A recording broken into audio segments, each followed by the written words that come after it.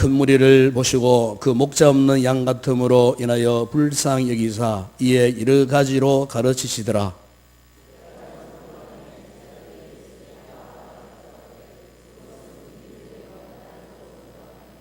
무리를 모여 두루 촌과 마을로 가서 무엇을 사 먹게 하옵소서.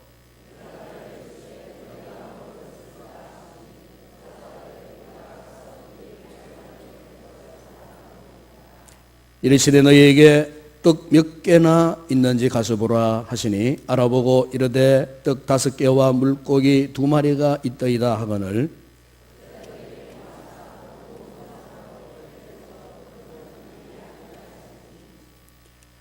때로 100명씩 또는 50명씩 앉은지라.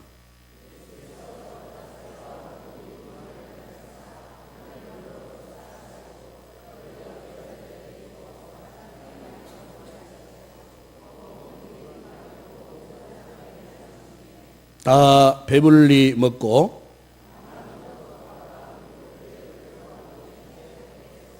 함께 하겠습니다. 떡을 먹은 남자는 5,000명이었더라. 아멘. 우리가 성경을 보게 되면은 성경이 우리에게 가르치는 가장 위대한 단어가 있습니다. 단어 하나가 있는데 그 단어가 뭐냐면은 믿음이라는 단어입니다. 그럼 왜 이 믿음이라는 단어가 성경에서 가장 위대한 단어가 될 수밖에 없는가? 그것은요, 우리 인간이 하나님을 알 수 있는 방법이 바로 이 믿음 때문에 그렇기 때문입니다. 믿음 때문에.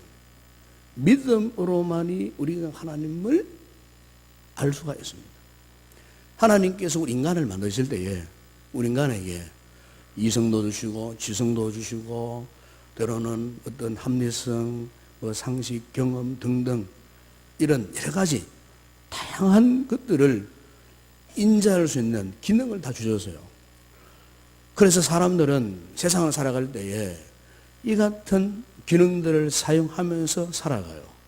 그러나 이 같은 이성이나 지성이나 상식이나 합리성이나 등등 이런 기능을 가지고는요, 그냥 사물을 알아볼 뿐이지 하나님은 제대로 인식할 수가 없어요.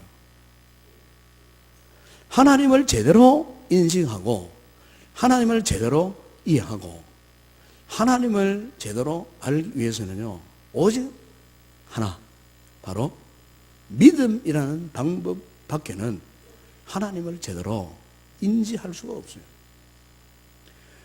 그러므로 우리가 이 믿음을 이해하고 이 하나님을 이해하고 그리고 믿음 생활을 위해서 결정적인 역할을 하는 게 뭐냐?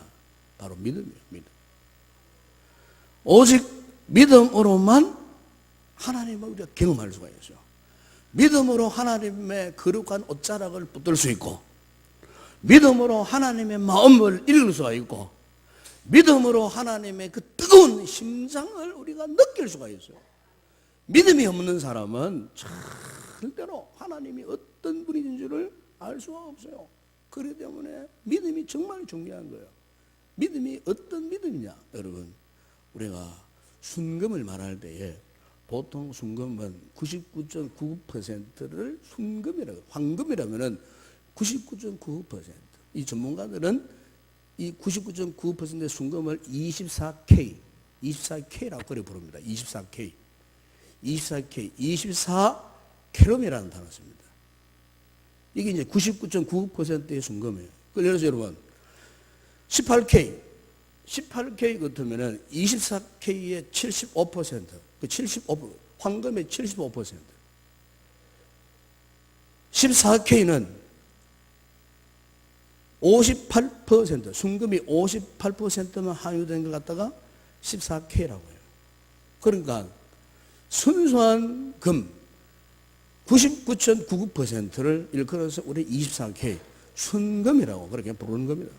여러분, 오늘 우리의 믿음 생활에서도 그래요. 믿음 생활에서 어떤 분들의 믿음은 10%, 어떤 분들은 한 30%, 50%, 80%, 정말 믿음이 좋은 분들은 거의 100%에 육박하는 99.9%의 순수한 믿음을 가진 그런 분들이 있어요. 오늘 우리 믿음 생활을 분석해 보게 되면 이렇게 오늘 우리의 믿음 생활의 믿음의 순도가요, 믿음의 영적 순도가 이렇게 각기 다 다르다는 거예요. 여러분, 하나님이 기뻐하시는 사람이 어떤 사람이겠습니까?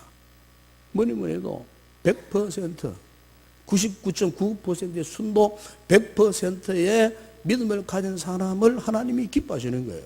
우리가 마태복음 21장에 보게 되면 예수님께서 하루는 길을 가시다가 성 밖에서 예루살렘 성 안으로 들어가시는 가운데에 몹시 시장하셨어요. 그래서 마침 길가에 무화과 나무가 있었어요. 그래서 무화과 나무를 열매를 따먹으려고 가셨는데 그 무화과 나무에 열매가 하나도 없었어요. 그냥 잎사귀만 무성한 나무였어요. 그런데 주님께서 열매 없는 잎사귀만 무성한 그 무화과 나무를 향해 어떻게 말씀하셨느냐? 마태복음 21장 19절에 보시면은 나무에게 이르되 이제부터 영원토록 네가 열매를 맺지 못하리라 이렇게 말씀하시니까 그 무화과 나무가 말라버렸어요. 이 광경을 누가 봤느냐?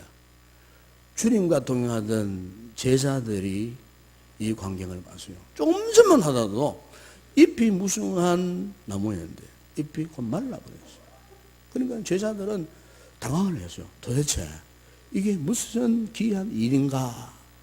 도대체 이게 무슨 의미인가?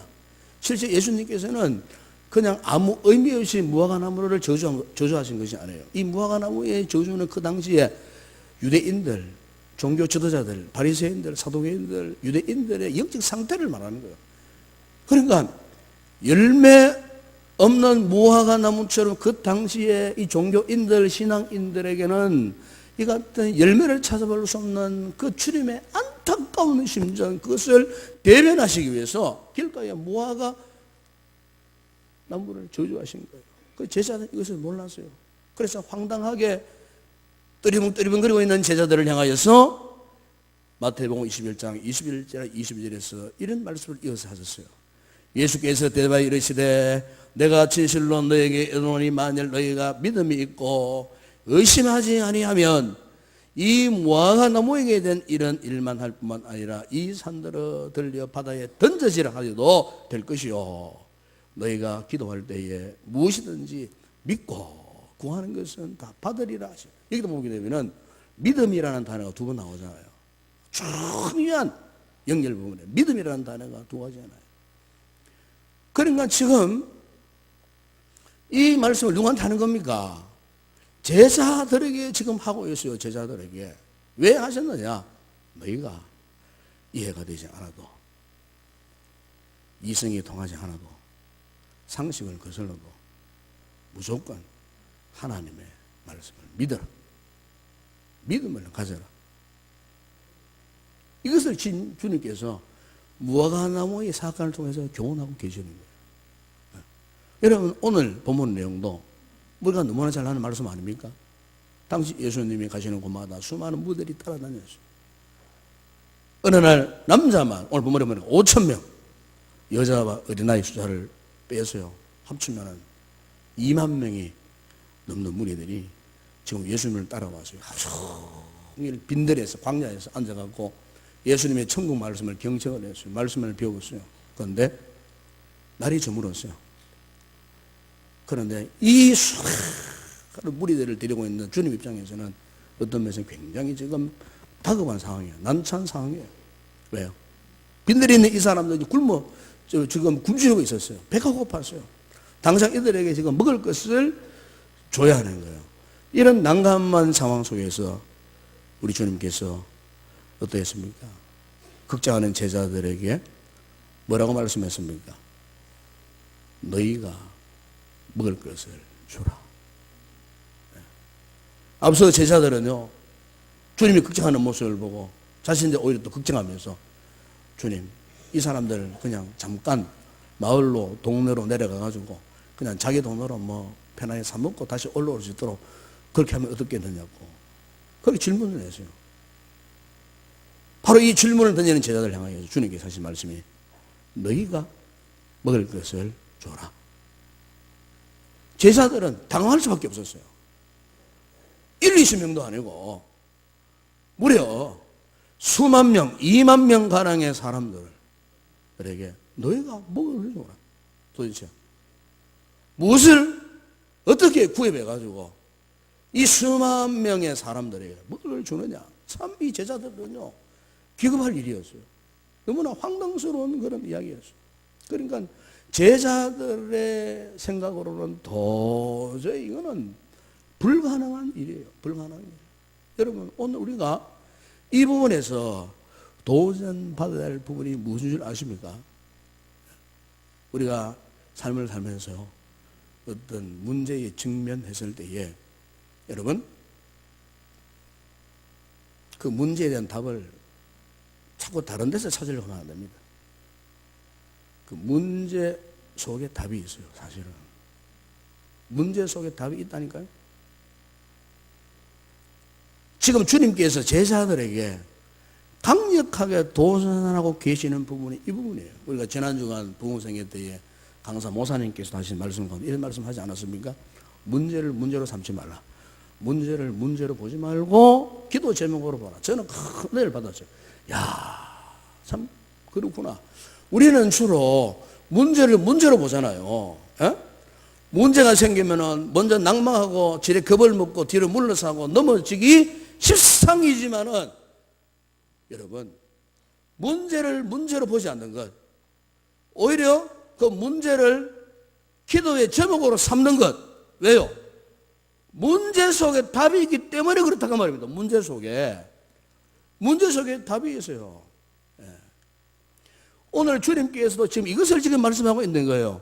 문제 속에 답이 있으니 그것을 찾아라. 아무런 대책 없이 주님께서는 무조건 먹을 것 구해오라. 그렇게 제자들을 닥달하시거나 체근하신 것이 아니에요. 물론 지금 제자들 눈에는 아무것도 안 보여요. 그런데 여러분 우리 주님의 눈에는 이미 해결 방법이 보였다는 것입니다. 그래서 주님은 제자들에게 그 해결 방법을 찾으라. 너희가 찾으라. 그래서 여러분 요한복음 14장 12절에 보시면은 이런 말씀이 있어요.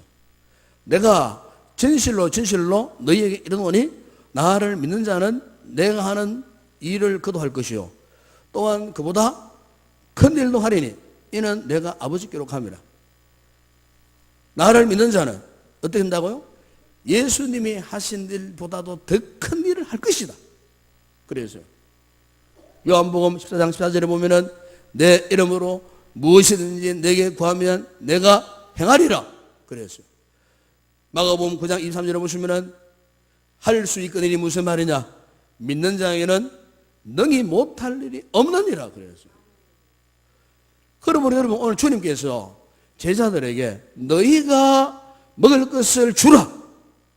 이 말씀은 무슨 말입니까, 여러분? 너희의 믿음을 사용해서 나를 통해서 한번 큰 일을 한번 해봐라. 그 말이에요. 제자들에게 이 같은 놀라운 일을 할 수 있는 기회를 주신 거예요.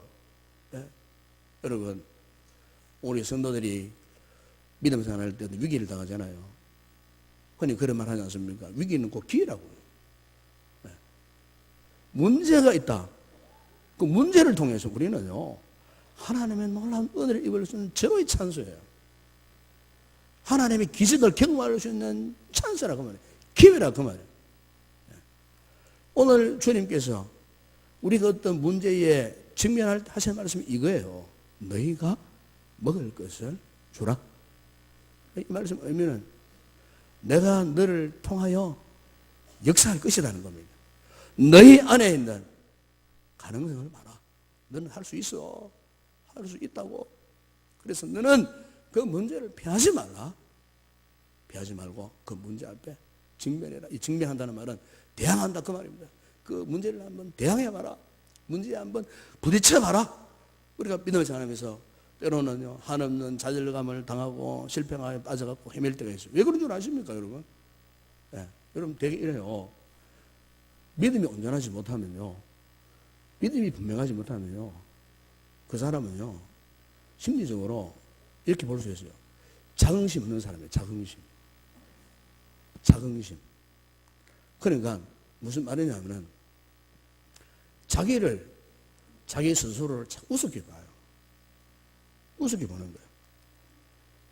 자기를 너무 과소평가하는 거예요. 자신을.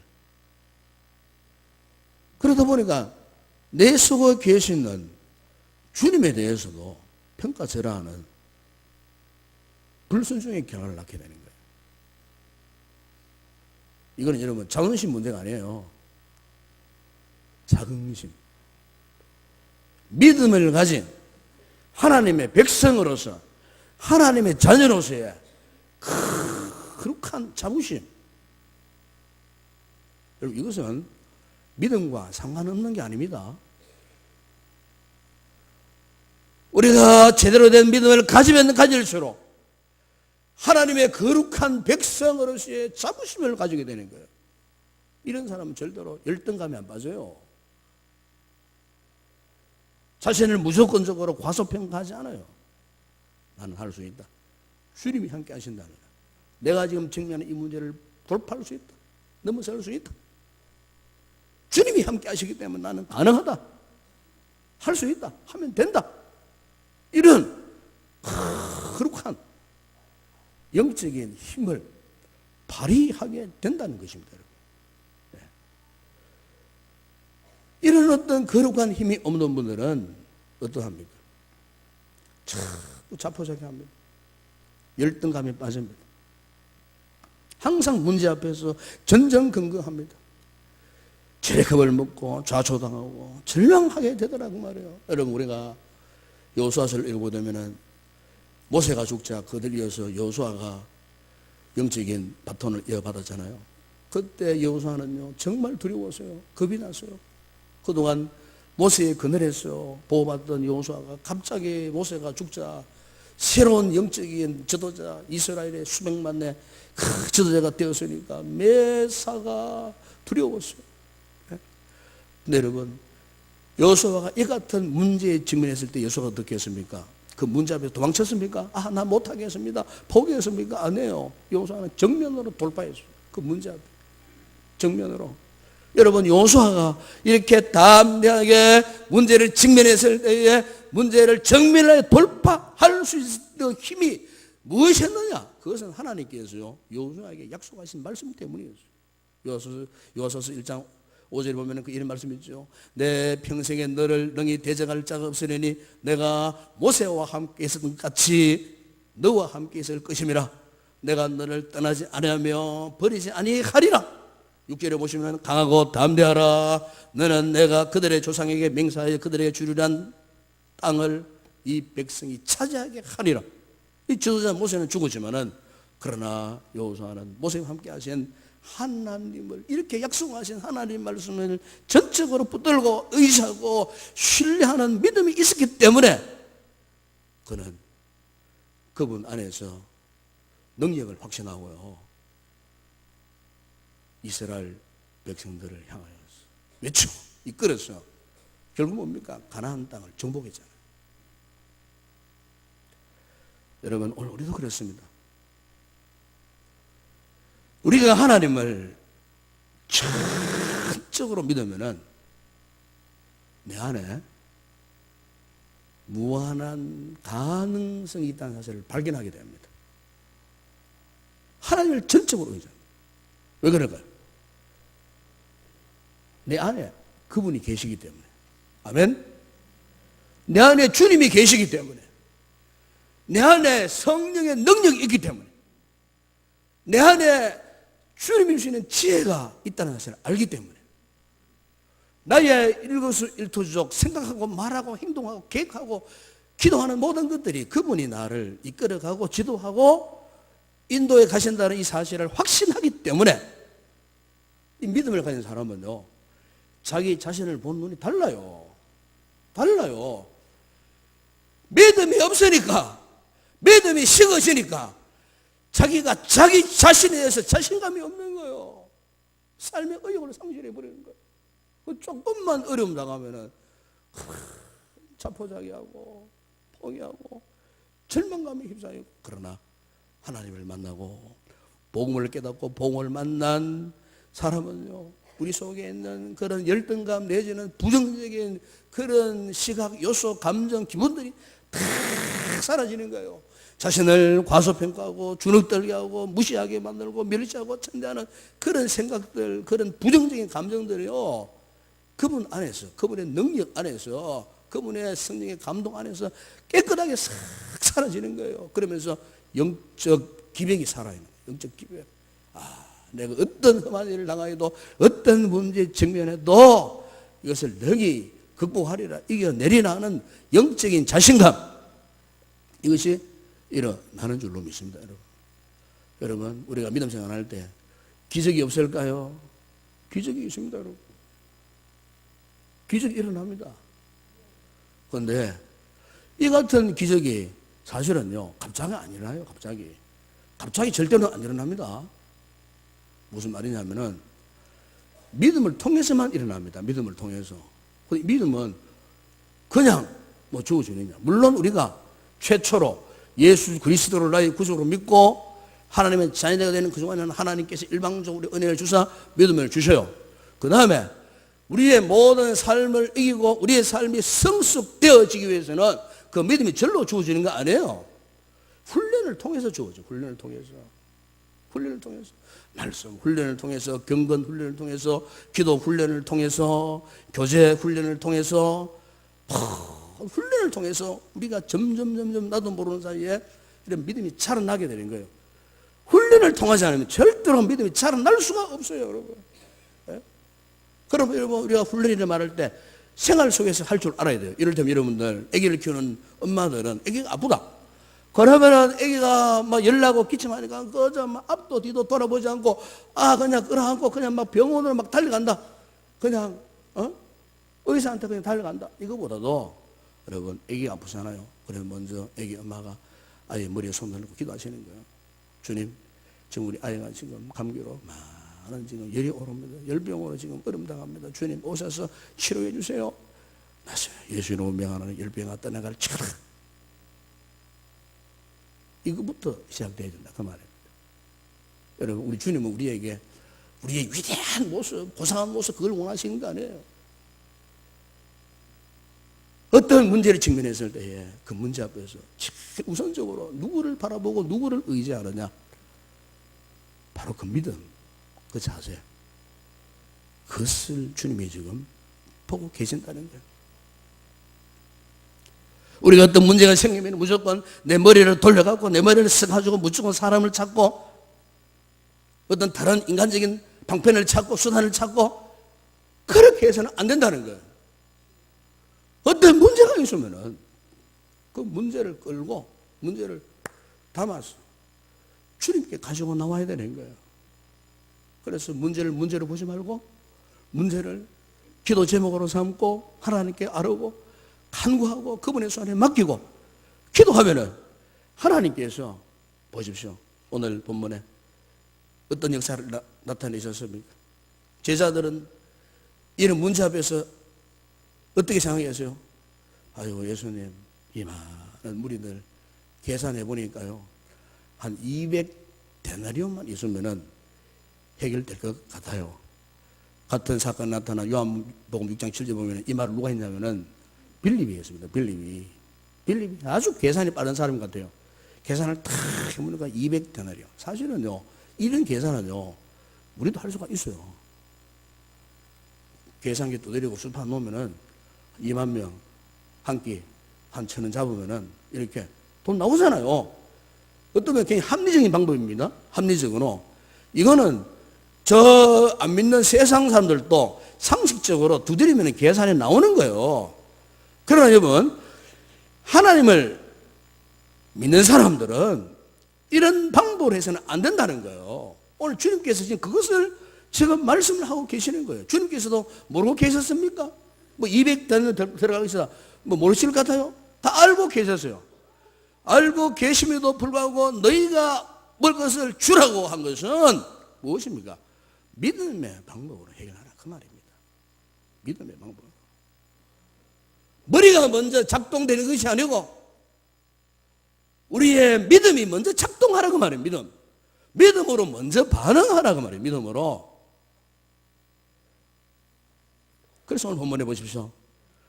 제자들이 같은 반응 앞에서 말씀하시기를 38절에 이르시되 너희가 떡 몇 개나 있는지 가서 보러 하시니 알아보고 이르되 떡 5개와 물고기 2마리가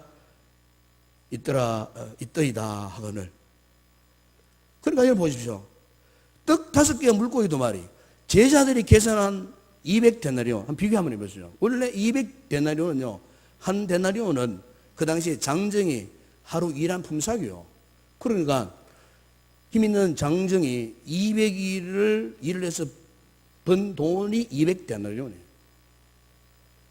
그러니까 보리떡 5개 물고기 2마리하고 200데나리온, 우리가 그 물질 양으로 비교해 보세요. 이거는 비교도 안 돼요. 비교도 안 되는 상황이에요. 그런데 본문 여러분 41절 보십시오. 주님께서요, 제자들에게 무엇을 지금 보여주고 있습니까? 예수께서 떡 5개와 물고기 2마리를 가져서 하늘을 우러러 축사하시고 떡을 떼어 제자들에게 주어 사람들에게 나누어 주게 하시고 또 물고기 2마리로 모든 사람에게 나누심에 42절이야 44절을 보세요. 다 배불리 먹고 남은 떡 조각과 물고기를 12바구니에 차게 거두었으며 떡을 먹은 남자는 5,000명이었다. 어린아이 여자 숫자를 빼고 5,000명이었다. 여러분, 여기서 알 수 있는 사실이 무엇입니까? 단순히 기적을 보고 놀라는 믿음만 갖고 있으면 안 돼요. 중요한 것은 이 기적을 이렇게 한 도구가 뭐냐, 이걸 알아라고 말입니다. 이 놀라운 오병이어의 기적의 도구 바로 뭐겠어요? 믿음입니다. 믿음의 행위입니다. 주님을 보십시오. 예수께서 떡 5개와 물고기 2마리를 가져서 하늘을 우러러 축사하시고 그랬어요. 축사하시고. 무슨 말씀입니까? 우리 주님께서도 하나님의 아들이시지만은 지금 빈들에 있는 2만 명의 무리들을 먹이시기 위해서 보리떡 5개 물고기 2마리를 들고 축사하니까 아마 저는 상상을 해봅니다. 제자들이 주님이 도대체 무슨 일을 하시려고 보리떡 5개 물고기 2마리를 들고 하늘을 우러러 무엇 하시는 거냐? 납득이 안 되는 거예요. 이해가 안 되는 거예요. 그러나 여러분, 주님의 모습은 우리에게 무엇을 보여주고 있습니까? 하늘 아버지에 대한, 하나님에 대한 믿음의 모험을 지금 보여주고 있는 거예요. 우리 인생에 문제가 있거든 주님께서 보리떡 5개 물고기를 들고 하늘을 향하여서 하나님께 도움을 구하고 축사하시고 감사하시고 하나님께 도움을 요청했던 것처럼 우리가 어떤 문제에 직면할 딴 방법이 없어요. 그 문제를 들고 하늘의 하나님 아버지를 향하여서 하나님, 저를 도와주세요. 도와주세요.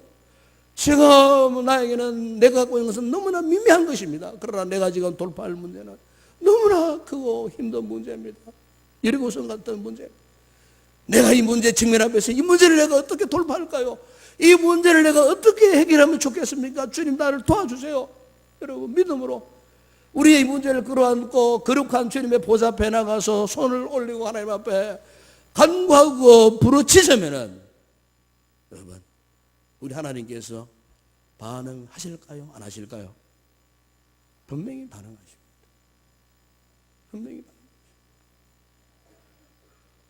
믿음으로 기도하는 곳에는 역사하는 힘이 많다고 했지 않습니까, 여러분? 믿음으로 기도할 때 하나님의 능력이 나타난다, 그 말입니다. 여러분, 오늘 우리에게도 이런 믿음의 반응이 있어야 할 줄로 믿습니다. 어떤 문제 앞에 직면했을 때 믿음으로 반응하는 사람 특징이 있어요. 기도합니다. 기도. 문제가 있으시거든 기도하세요. 이 사람 저 사람 찾아다니지 말고 염려 걱정하지 마시고 기도하세요. 어려운 일에 부딪혔을 때 믿음으로 반응하는 사람은 기도할 수밖에 없어요. 왜요? 이 기도라는 것은 우리 믿음의 적극적인 행위예요. 적극적인 행위예요. 기도 외에는 다른 방법이 없다고 주님께서 말씀하지 않았습니다. 필요하지 않으니까 자꾸 머리로만 반응하는 거예요. 인맥 찾고 인맥 의존을 하고 돈 이용하려고 그러고 술술을 짜려고 하고 내 능력으로 어떤 해결하려고 하고 실패합니다. 여러분 좌절합니다. 더 깊은 좌절에 빠질 수밖에 없어요. 여러분 우리가 어떤 문제에 직면하면 할수록 주님을 의지해야 돼요. 우리가 여러분 하나님을 기쁘시게 하는 것이 뭐 다른 방법이 없어요. 여러분 히브리서 11장쯤에 보면은 믿음이 없이는 하나님을 기쁘시게 할 수 없다 그랬어요. 믿음 외에는 하나님을 기쁘시게 할 방법이 없어요. 우리가 요한복음 2장에 보면은 예수님께서 가나 혼인잔치 집에 오셔갖고 최초로 기적을 나타내신 그 장면 아닙니까? 한참 잔치가 무르게 가는데 잔치집에 그 당시에는요 물 대신에 포도주를 마시거든요. 그런데 포도주가 바닥에 나버린 거예요. 그래서 이 문제를 어떻게 했습니까? 그의 모친 어린 마리아가 주님 앞에 그 문제를 갖고 나왔어요. 한마디로 믿음으로 갖고 나온 거예요. 이 문제를 믿음의 문제로 본 거예요. 주님께 문제를 내놓았어요. 주님께서 하인들에게 시키라고 했어요. 항아리에 6개에 물을 가득 채우라 그랬어요. 그런데 물을 가득 채워갖고 가지고 와서 물을 퍼주라 그랬어요. 퍼주는데 여러분 보십시오. 물이 변하여 포도주가 된 거예요. 네? 포도주가 된 거예요. 그 온 손님들이 야 이젠 포도주보다 더 맛있다. 왜 이런 포도주를 숨겨놨다 이제 끝이면 내느냐. 이 사실을 누구만 알았다고 했습니까? 마리아와 물 떠온 하인들만 알더라. 그랬어요. 여러분 하나님의 역사는요 믿음으로 반응하는 사람은 알 수가 있는 거예요. 우리가 하나님을 기쁘시게 하는 삶의 모습은 다른 게 아니에요. 어떤 상황, 어떤 문제 앞에서도 여러분 믿음으로 반응하는 모습을 하나님께 보여줄 수 있는 성도들이 되기를 바랍니다.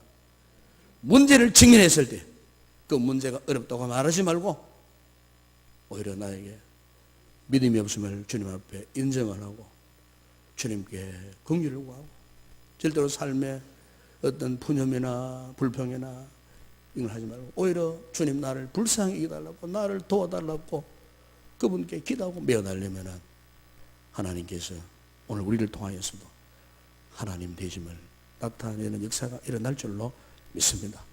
우리 주님 오늘도 내가 너의 믿음을 통하여서 나를 드러내기를 원한다. 그렇게 소원하고 계셔요.